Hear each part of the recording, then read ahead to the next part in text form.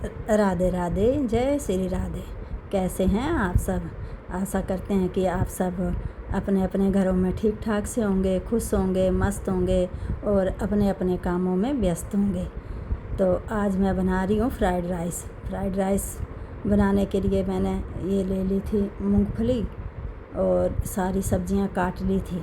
अच्छे से धोकर छोटे छोटे पीस में सारी सब्जियां काट ली थी और रख दी थी कढ़ाई में डाल दिया था तेल घी कुछ भी डाल सकते हैं, बाद में हम घी भी डालेंगे। और तेल हो गया था गर्म तो उसमें डाल दी थी मूंगफली दाना। और मूंगफली दाने को हमने अच्छे से पकाना है कि उसमें ज़रा भी कच्चापन ना रहे, नहीं तो खाने में जैसे कच्चे कच्चे आएंगी मूंगफली। तो इनको ब्राउन होने तक अच्छे से पका लेना। जो अच्छी सी ब्राउन हो गई थी मूंगफली और मूंगफली को निकाल लिया था और फिर डाल दी थी गाजर को भी हमने पतला पतला काटा हुआ था और गाजर को भी हमने अच्छे से फ्राई करना है।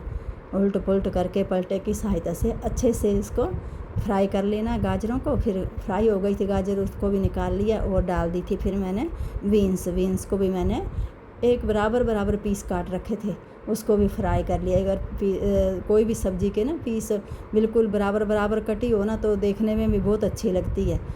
बीन्स को भी अच्छे से फ्राई कर लिया कि ज़रा भी कच्चापन ना रहे।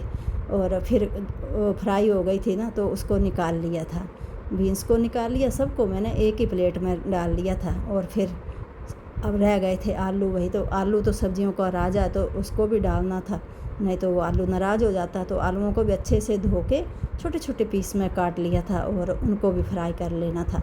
इनको आलूओं को भी ना अच्छे से ब्राउन होने तक फ्राई कर लिया था। और फिर पलछे की सहायता से हमने तेल को ऐसे पलछे को टेढ़ा करके पूरे आलूओं को ऐसे ही निकाल लिया था कि तेल ना सब्ज़ी में आ जाए, जैसे आलूओं में या किसी भी बीन्स में या इसमें ना आए। फिर देखा तो थोड़ा सा पनीर भी था, तो फिर मैंने सोचा कि चलो अब पनीर भी फ्राई कर ही लेते हैं। फ्राइड राइस बन रहे हैं तो पनीर तो डलेगा चाहे कम ही डले, पर चलो एक ही पीस आए पर आए। ऐसे कोई हमारा इरादा नहीं था कि फ्राइड राइस बनाने हैं। ये तो चावल बच गए थे तो नुकसान होते होते बच गया। सोच रही थी क्या बनाऊंगी। फिर कढ़ाई में तेल बच गया था तो मैंने उसी में फिर जीरा डाल दिया था। जीरा चटकने लग गया तो डाल दिया था प्याज को भी अच्छे से ब्राउन करना था।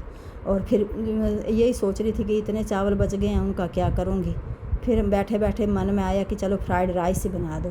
फिर प्याज हो गया था ब्राउन तो उसमें डाल दिए थे मैंने सारे मसाले, हल्दी पाउडर और लाल मिर्च, मेथी पाउडर, धनिया पाउडर, जीरा पाउडर और गरम मसाला, ये सारे डाल दिए थे।